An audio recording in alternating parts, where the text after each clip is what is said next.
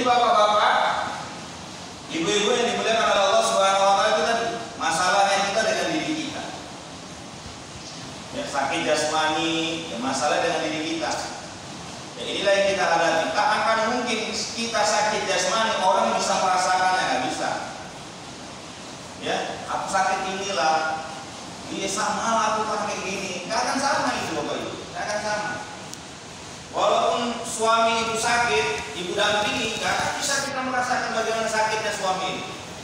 Begitu juga istri, ketika istri sakit akan mungkin kita sama suami itu merasakan sakitnya, nggak akan bisa. Hanya diri kita lah yang merasakan itu. Ya. Supaya apa sebenarnya ketika kita merasakan sakit itu, kata Nabi, untuk apa? Ya, ini mungkin menghapuskan dosa. Nah, gitu. Jadi untuk menghapuskan dosa salah satunya yang Nabi kasih sama kita itu untuk apa? Sakit. Supaya lebih dekat kepada Allah Subhanahu wa taala. Memang Bapak Ibu, orang yang sakit ini lebih mendekatkan diri dia kepada Allah. Maka Nabi menyampaikan kalau kalian ingin dikabulkan doa kalian. Jadi ibu-ibu kalau bapak-bapak mau mustajab doanya, mau didengar doanya sama Allah Subhanahu wa taala, datangi orang yang sakit. Ya, apa tadi? Datangi orang yang sakit. Yang sakit parah itu datangi. Apa? Minta doa. Karena kenapa? Orang yang sakit parah itu coba ajak maksiat, enggak mau deh. Kalau udah sakit parah, disuruh korupsi, enggak mau deh. Jangan korupsi, dia mau hidup enggak saya. Ya. Emang apa pun enak. Yang disebut sama Allah, yang disebut sama Allah. Udah semua sakaratul maut, mana mungkin dia berbuat maksiat? Itulah orang yang paling bersih di muka dunia ini ketika Allah kasih sakit sama dia. Karena membersihkan dosa-dosa kita. Jadi jangan pernah kita mengeluh. Tapi memang berat juga memang. Kalau udah sakit payah ngomongannya. Kembali lihat Bapak Ibu, Nabi Ayub. Pernah dengar Nabi Ayub? Ya Pak. Nabi Ayub itu kan dikasih oleh Allah Subhanahu wa taala nikmat yang begitu banyak. Orang lebih dikasih nikmat oleh Allah Subhanahu wa taala 48 tahun. Menjadi orang yang kaya raya sama istri. Sudah. Setelah itu Allah kasih sama dia apa? Sakit. Selama kurang lebih 18 tahun.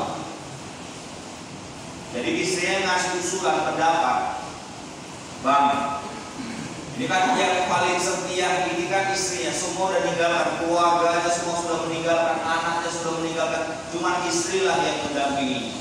Memang kalau bini pertama, istri pertama itu memang setia memang. Ya Bu. Kalau yang keduanya kan hartanya saja ya kan Bu ya. Nggak ada, nggak tahu kan. Ya. Kalau istri pertama itu luar biasa.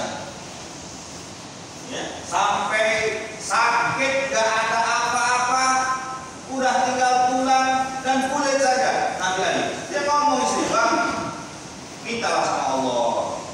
Ya, kau kan Rasul, kau kan Nabi, mintalah sama Allah Subhanahu wa taala agar kau disembuhkan oleh Allah. Apa jawaban Nabi Ali?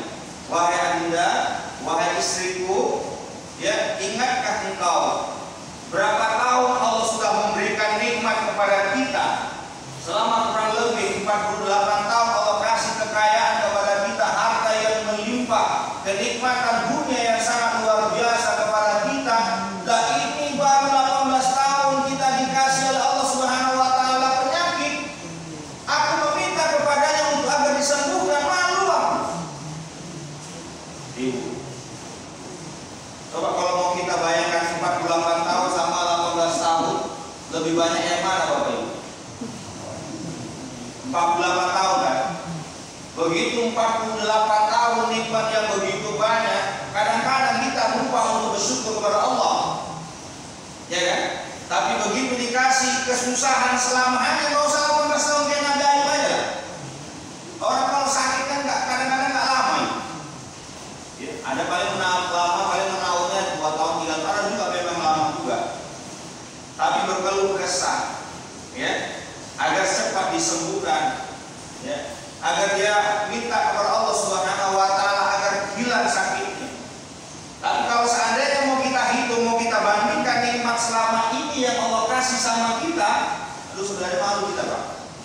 sebenarnya. Tapi memang manusia itu diciptakan oleh Allah Subhanahu wa taala yang berkesan gitu. Keseharian kita kalau dihitung satu hari satu malam Bapak Ibu. Seandainya Allah kasih kepada kita nikmat, dihitung-hitung nikmat kita ini, dikasih aja satu kali sakit saja, itu jauh kali. Ya.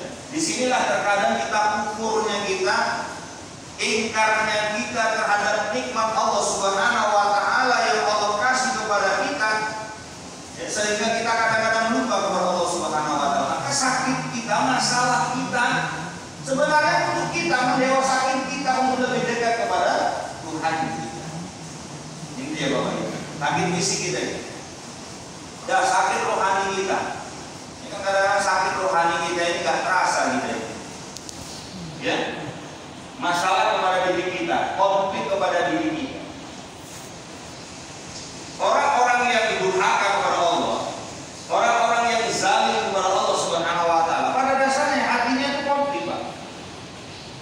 Hatinya itu konflik. Hatinya itu tidak sama, antara ucapan dan hatinya itu nggak sama. Loh, Pak Ustaz tahu. Nanti bapak-bapak kalau nengok orang misal yang dia kerjaannya nggak beres, orang yang kerjaan nggak beres apa, misal seperti preman lah kita katakan, preman atau pembunuh atau pelaku, ya, atau bandar narkoba, ditanya kalau berani nanya, ya, dia misal punya anak, ya, preman ini atau pembunuh ini atau perampok atau pelaku, dia punya anak. Kalau anak pelaku misal perempuan, anaknya pelaku, apa mungkin si pelaku ini nyuruh sama anaknya, cepat besar kau jadi pelaku kayak mama supaya paten? Ada kayak gitu? Ada. Atau perampok punya anak laki-laki, cepat besar kau nak. Contoh bapak kau ini perampok yang andal, ada. Itu tempat-tempat prostitusi. Ya kau usah tahu tempat-tempat dulu di Doli. Sekarang udah dibubarkan. Doli itu kan ada tuh di Surabaya, ya, yang dibubarkan Bu Risma, wali kota Surabaya. Itu Bu, kan banyak anak-anak pelacur di sana. Ya, anak-anak pelacur itu sendiri yang mengatakan ke madrasah. Ya, pelacur itu sendiri yang mengatakan madrasah ke TPA, ke tempat ngaji. Ya, tengok preman-preman besar itu, pasti anaknya sekolahkan pesantren. Betul nggak Pak? Betul lah, misal bandar narkoba, mana mungkin ya supaya anaknya jadi bandar narkoba? Nggak mungkin itu. Kadang-kadang di sekolah nanti pesantren supaya lo nggak tahu kerjaan bapaknya atau mamanya gimana. Ya. Karena apa? Sebenarnya konflik dalam batinnya itu ada. Pasti ada konflik dalam batinnya. Dia menolak kemungkaran dalam dirinya itu, sebenarnya menolak dia. Tertolak dalam dirinya itu karena memang fitrahnya manusia itu diciptakan oleh Allah memang baik. Sejudes-judesnya mama-mama, ya, sejudes-judesnya mama, nggak ada kalau di kampung ini kan nggak ada yang judes. Ada juga? Nggak ada ya. Sejudes-judesnya mama-mama di kampung ini, cerewet-cerewetnya mama di kampung ini, pasti ada baiknya. Sebenarnya dia nggak tahu dia itu sebenarnya judes itu. Sama kayak mama-mama ini, waktu ibu-ibu manten baru sama bapak, manten baru ya. Ya. Itu kan keluarga kan biasa-biasa saja. Ibu yang ngerjakan nyuci piring sendiri, masak ya sendiri, aku sendiri. Ya kan Bu? Betul kan? Suami kalau tidur nggak pernah diperhatikan. Oh kan masih tidur, aku ngopi. Ada Bu? Manten baru kayak gitu. Ada nggak Bu? Nggak ada. Kapan ketika mama-mama jadi judes? Ketika sudah tunangan. Kalau anak satu nggak terlalu judes sekali itu biasa saja. Anak kecilnya jadi nggak lain. Tapi nanti anak sudah 2, 3, 4, nah mulai besar, ya kan kerjaan makin banyak. Cucian yang awalnya cuma cucian dirinya sama cucian baju sama suaminya kan aman itu. Kerjanya paling 5 menit 10 menit selesai. Lah kalau sudah 4, piring di situ kotor, pakaian di situ kotor, begitu bersihkan kotor lagi karena banyak anak. Ya kan? Nggak ada yang membantu, nggak ada yang ikut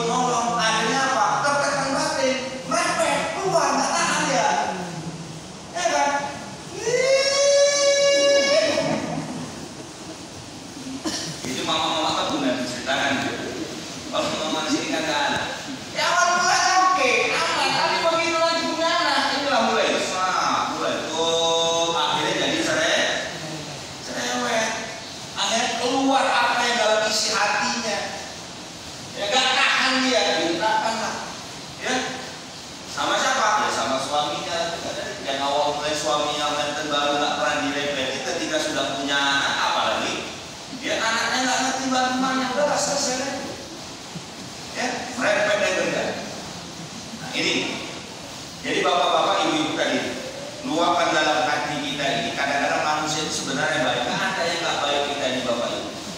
Karena ada masalah dalam kehidupan kita, kemudian kita tidak mampu memanage masalah kita, maka sesungguhnya itulah yang terjadi kekacauan dalam kehidupan manusia itu sendiri. Maka Allah kasih sama kita apa? Agama sama kita. Allah kasih sama kita apa? Supaya kita menyembah Allah Subhanahu wa Ta'ala. Ya, Allah kasih kitab Al-Quran sama kita. Karena apa? Al-Quran itu obat. Obat apa? Hati. Karena ada nyanyian tombo hati ono limo per orang limper tama moco Quran dan satu itu disebut oleh ya para pensyair itu obat hati yang pertama itu adalah membaca tuh. Jadi kalau ibu bapak kita punya masalah dalam kehidupan kita, kita pasti punya penyakit hati ini sakit bapak. Ya, cuma nggak dapat ya. Kadang-kadang kronis lagi hati kita. Ngerti hati kita. Gelap kadang-kadang hati kita. Orang kita yang kadang-kadang rajin sholat saja yang 5 waktu kita kerjakan sholat ini kadang-kadang gelap hati kita. Apalagi orang yang tak pernah sholat itu pasti semakin gelap. Yang kita saja yang rajin sholat sering menyebut nama Allah kadang-kadang gelap Bapak Ibu.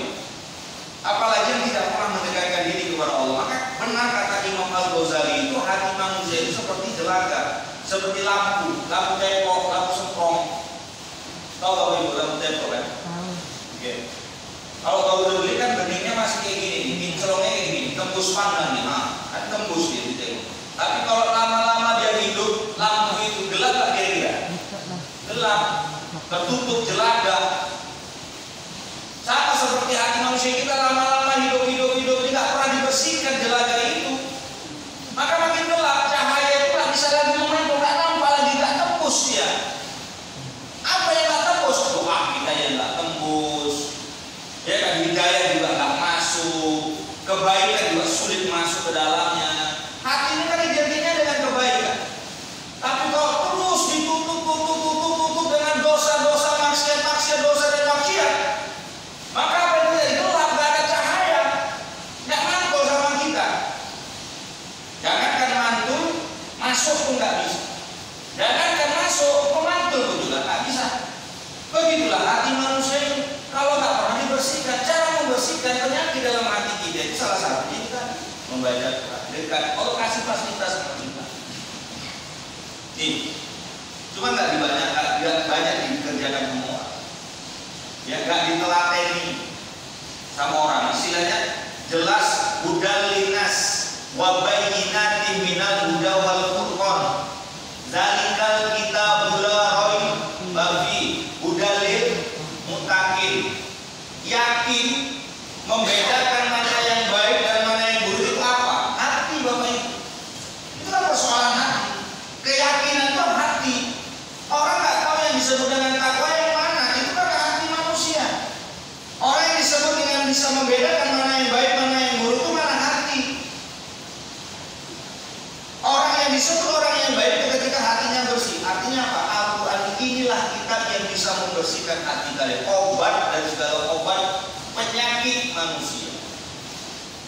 Itulah salah satunya hati. Maka dikasih oleh Allah Subhanahu wa Ta'ala untuk menghapuskan segala dosa. Nih. Jadi itulah yang disebut dengan problem